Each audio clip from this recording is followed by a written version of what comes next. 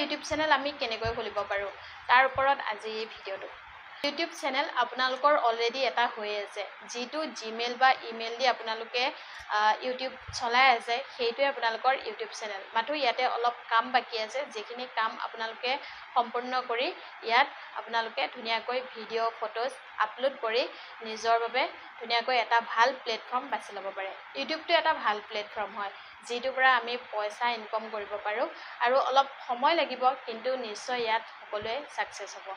এইটো মোৰ YouTube channel হয় আৰু এতিয়া মই আপোনালোকক দেখাবৰ বাবে আৰু এটা ইয়াতে মেইল বনাই লৈ লৈছোঁ। এইটো মোৰ নামতেই বনাই থৈ দিছোঁ।